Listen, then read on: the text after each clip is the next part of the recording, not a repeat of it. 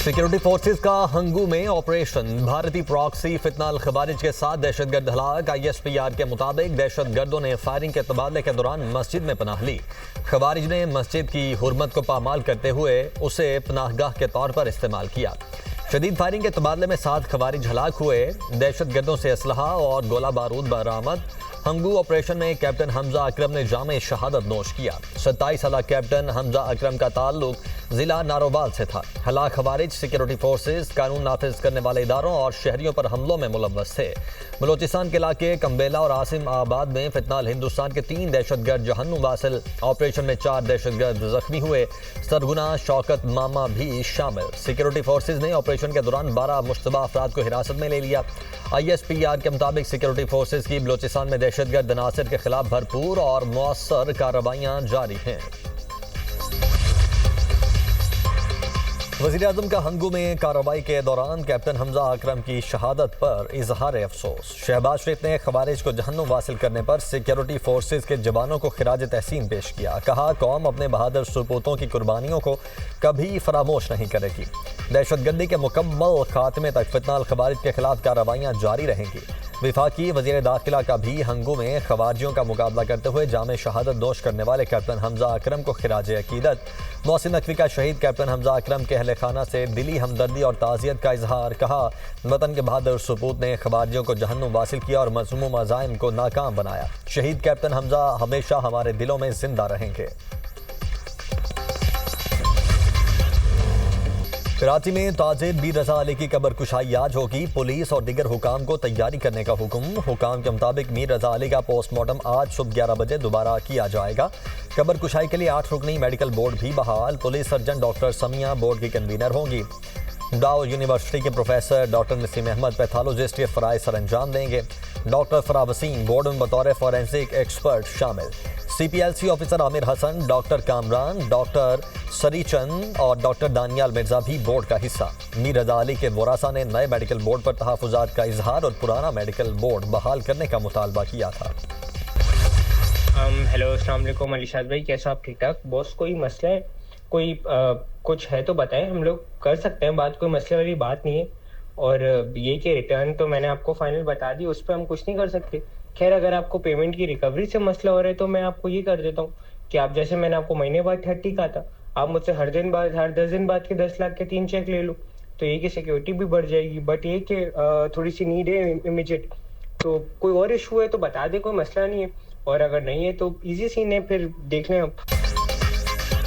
मीर रजा अली का मौत से चंद घंटे कबल भेजा गया ऑडियो मैसेज सामने आ गया। मीर रजा को माली मामलात और अदायगियों का जिक्र करते सुना जा सकता है। मीर रजा ने ऑडियो पैगाम में पेमेंट रिकवरी से मुतल्लिक तजावीज़ भी दी।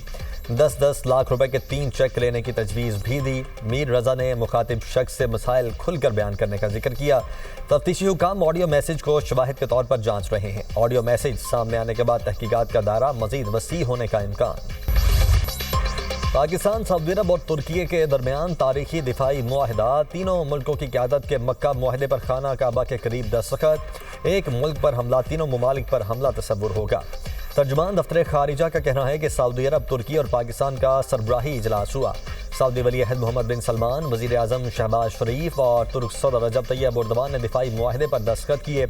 मुआहदा दिफाई ताउन के तमाम शोबों में इश्तराक को फ़रोग़ देगा। मुआहदे का मकसद किसी भी जारहियत के खिलाफ दिफाई सलाहियत को मजबूत बनाना है। मुआहदे की तकरीब में नायब वज़ीर-ए-आज़म इसहाक़ डार, फील्ड मार्शल सैयद आसिम मुनीर शरीक हुए।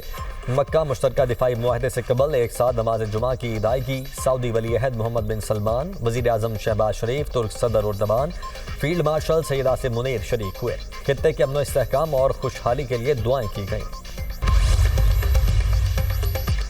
दिफाई मुआहदा भाईचारे, बाहमी एतमाद और मुश्तरका मफादात की अलामत। वज़ीर-ए-आज़म शहबाज शरीफ का कहना है कि पाकिस्तान, सऊदी अरब और तुर्की एक साथ खड़े हैं। दिफाई मुआहदे का मकसद अमन, सलामती, इस्तेहकाम और तीनों ममालिक के अवाम के मफादात का तहफ़्फ़ुज़ है। अल्लाह ताला दिफाई मुआहदे को आइंदा नस्लों के लिए अमन, इस्तेहकाम, ताउन का मजबूत ज़रिया बनाए। दिफाई मुआहदे से तीनों मुल्कों और पूरी उम्मत मुस्लिमा को फ़ायदा हासिल होगा। मुआहदे की कामयाबी के लिए फील्ड मार्शल सैयद आसिम मुनीर से इज़हार तशक्कुर। कहा, फील्ड मार्शल ने मुआहदे को अमली शक्ल देने में अहम किरदार अदा किया। सऊदी अरब के वज़ीर ख़ारिजा शहज़ादा फैसल बिन फरहान ने कहा है कि मुश्तरका मुआहिदा इलाकाई अमन को फ़रोग़ देने में मददगार साबित होगा, जिसके मुस्बत असरात पूरे खित्ते पर मुरतब होंगे। ये मुआहिदा सऊदी अरब के खलीजी मुल्कों और अरब मुल्कों के साथ ताल्लुकात और दीगर बैनुल-अक़वामी ताल्लुकात को मुतासिर नहीं करेगा। सऊदी नायब वज़ीर रायद करमली कहते हैं कि मुश्तरका मुआहिदा किसी अस्करी महवर या फ़िरका वाराना ब्लॉक के क़याम की कोशिश नहीं, ना ही इसका ताल्लुक जौहरी अज़ाइम या हथियारों की दौड़ से है, बल्कि इसका मकसद सलाहियतों को फ़रोग़ देना है। तुर्क सदर तैयब एर्दोगान कहते हैं कि मुआहिदा सिक्योरिटी और दिफाई ताउन को मज़ीद मजबूत बनाएगा। मुआहिदा मुश्तरका दिफाई मनसूबों के फ़रोग़ और दहशतगर्दी के खिलाफ मौसर ताउन में अहम किरदार अदा करेगा। मुआहिदा UN चार्टर के आर्टिकल 51 में बयान करदा दिफा के हक की भी तौसीक़ करता है। दिफाई मुआहिदा किसी मुल्क के खिलाफ नहीं, बल्कि खित्ते में अमन, खुशहाली और इस्तेहकाम के ख़्वाहां तमाम बरादर ममालिक की शमूलियत के लिए खुला है। सदर मुमलिकत का मक्का मुश्तरका दिफाई मुआहिदे का खैर मकदम आसिफ अली जरदारी का कहना है कि मुआहिदा आलमी अमन, सलामती और इस्तेहकाम के लिए अहम पेशरफ्त है। तारीखी मुआहिदा मुश्तरका दिफाई सलाहियत को मजबूत बनाएगा। अहम पेशरफ्त मुमकिन बनाने में वज़ीर आज़म और फील्ड मार्शल का किरदार काबिल सताइश है।